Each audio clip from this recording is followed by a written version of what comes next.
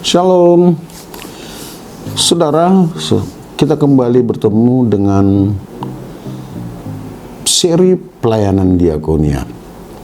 Tentu, sebagaimana yang saya sudah pernah utarakan, pelayanan diakonia itu aksi-aksi sosial di mana para pelayan-pelayan boleh bersentuhan langsung dengan mereka-mereka yang membutuhkan sentuhan-sentuhan kasih sayang. Ketika saya sudah ditempatkan sebagai kepala biro anak jalanan dan pelatihan kerja, ada banyak hal yang kita bisa lihat kenyataan hidup. Saya harus bersosialisasi dengan anak-anak ini, para petukang semir, juru parkir, tukang jual koran, bahkan para pengamen-pengamen. Kita tidak harus menyampaikan bahwa saya ini pendeta, oleh sebab itu kamu harus beribadah. Tidak. Karena bagi mereka yang mereka butuhkan adalah uang dan uang.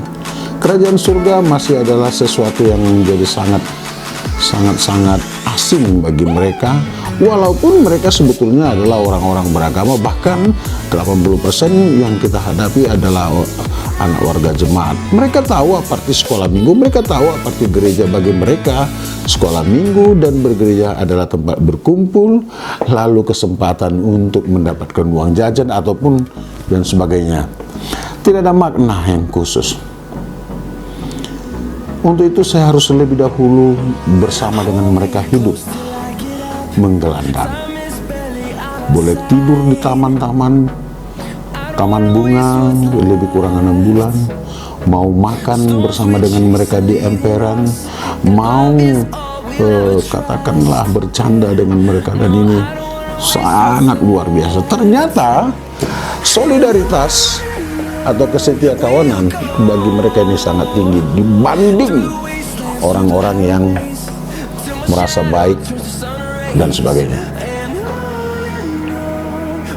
Bagi kita, bagi saya, bagaimana mereka memanfaatkan uangnya agar tidak sia-sia.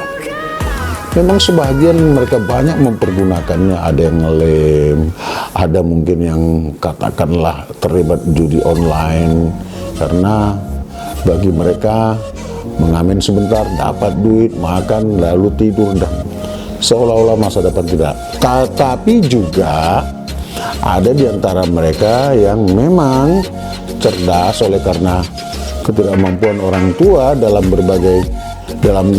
bidang ekonomi, sehingga mereka harus membantu untuk biaya studinya, dan mereka ini benar mempergunakan kesempatan yang mereka miliki, arti rezeki yang mereka miliki ditabung, dan mereka boleh belajar.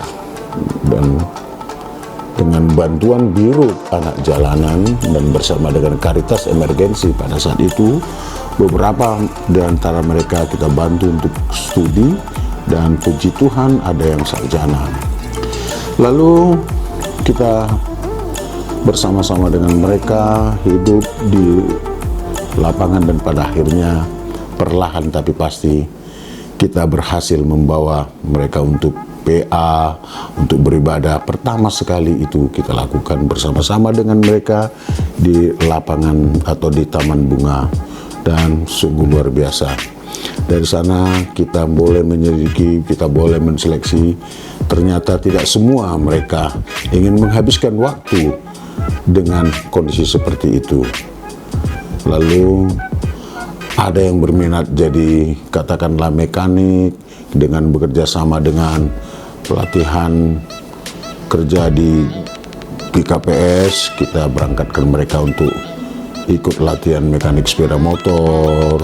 Untuk keterampilan melas kita berangkatkan dengan kerjasama dengan STM HKBP, mereka melakukan itu, dan puji Tuhan banyak di antara mereka yang berhasil entas. Dan tentu ada juga yang kita latih untuk pembuatan sepatu. Nah, banyak di antara mereka yang pada akhirnya bisa membuka lapak untuk jual, untuk katakanlah sekedar menjahit sepatu, menempel, dan lain sebagainya. Sampai pada akhirnya terbentuklah satu unit usaha kerajinan sepatu milik HKBP, dalam hal ini yang dibidani atau yang dikatakanlah yang dimotori oleh Departemen Diakonia. Pada saat itu saya bersama dengan Bapak B. Helman Sidabutar, kami melakukannya. Terbentuklah, keluarlah satu merek sepatu yang disebut Gerdia. Kalau kita ambil nama Gerdia ini dengan singkatan Gerakan Diakonia, puji Tuhan ini sudah menyebar hampir di seluruh HKBP sebetulnya. Pada Sinode Kerja 2012, produk dari Gerdia ini sudah dibagikan kepada semua peserta Sinode dan para pendeta. Itu salah satu bahagian dari pelayanan. Kemudian bersama dengan Caritas Emergensi, kami juga melakukan berbagai kegiatan yang menyentuh masyarakat-masyarakat kita yang di pinggiran rel kereta api. Kita berhasil bersama dengan Caritas Emergensi di bawah pimpinan pada saat itu adalah Pendeta Eden Sihaan, dengan kerjasama yang baik telah berhasil melakukan pemberian ternak babi secara bergulir, dan puji Tuhan para mereka yang menerima bantuan-bantuan itu terus diperhatikan, dan akhirnya setiap semester mereka boleh membayar uang sekolah dari anak-anaknya dengan menjual anak dari katakanlah ternak babi tersebut. Ini sangat menolong dan sangat melahirkan satu sukacita, dan mereka bangga, mereka senang menjadi warga kerajaan Allah. Mereka mengatakan benar gereja adalah rumah rohani kami, dan misi kita dan keinginan kita, biarlah jemaat itu bangga menjadi warga HKBP, dan biarlah mereka mengatakan gereja adalah rumah rohani kami, sehingga mereka boleh selalu, aku rindu ke rumah Bapa untuk bersekutu. Dalam perjalanan waktu kita melihat ternyata ada banyak keturunan-keturunan orang-orang percaya yang seringkali disembunyikan atau katakanlah tidak diperlihatkan ke depan umum. Karena apa? Ada banyak menyandang disabilitas dalam pengertian hiperaktif, Down syndrome, slow linear, ya, keterlambatan berpikir dan berbicara. Nah, melihat keadaan ini kita gelisah. Kita sangat-sangat berduka melihat keadaan, karena tidak ada satu orang pun ingin lahir di dunia ini atas permintaannya sendiri, terlahir seperti ini. Bagi kita, mereka yang termarginalisasi tadi dan mereka yang menderita kebutuhan khusus ini, sebetulnya mereka juga berhak untuk bercita-cita. Mereka berhak untuk mendapatkan sentuhan kasih sayang yang baik. Inilah implikasi dari keinginan Tuhan Yesus yang mengatakan, ketika aku sakit, Engkau datang melihat aku. Ketika aku dalam kurungan, terkurung, terpenjara oleh keadaan, terpenjara oleh budaya-budaya, Engkau datang menyentuh aku. Ada banyak anak-anak kita terkurung dengan keadaan-keadaan yang sangat membuat mereka terdesak.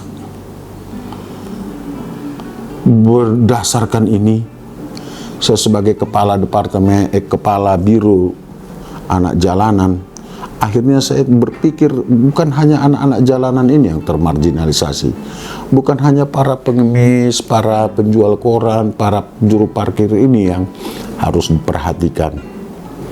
Maka perlahan tapi pasti saya membongkar keadaan ini, lalu saya membentuk satu lembaga pendidikan anak berkebutuhan khusus. Hal ini saya utarakan kepada Kepala Departemen Diakonia saat itu Pendeta Bihelman dan sahabat-sahabat saya yang ada di sana, yaitu Pendeta Junia di Sitinjak, Pendeta Eden Siahan, saya sendiri, dan Pendeta Hendrik. Juga saya dibantu oleh Pendeta Roy Nenggolan. Kami berdiskusi, maka dengan keberanian, tekad, dan dengan doa yang sungguh-sungguh, saya bentuk Permata Diakoni. Permata ini adalah singkatan daripada pertanda masih ada cinta. Ya, masih ada cinta untuk mereka-mereka yang termarginalisasi, untuk mereka yang berkebutuhan khusus. Lalu kita panggil lembaga ini, diresmikan oleh Epourus HKBP pada saat itu, WTP Simarmata, dan dihadiri juga oleh Ketua STT pada saat itu adalah Pendeta Darwin Lumban Tobing, dan juga sahabat-sahabat sekalian. Kita bersyukur kepada Tuhan, HKBP telah memiliki pusat kerajinan pembuatan sepatu dan memiliki lembaga pendidikan anak berkebutuhan khusus yang kita inisiasi. Saya ingin ke depan HKBP juga boleh memiliki satu yayasan pendidikan yang bisa memfasilitasi anak-anak berkebutuhan khusus, agar mereka juga tidak hanya menjadi objek kasih, tapi mereka juga boleh menjadi subjek.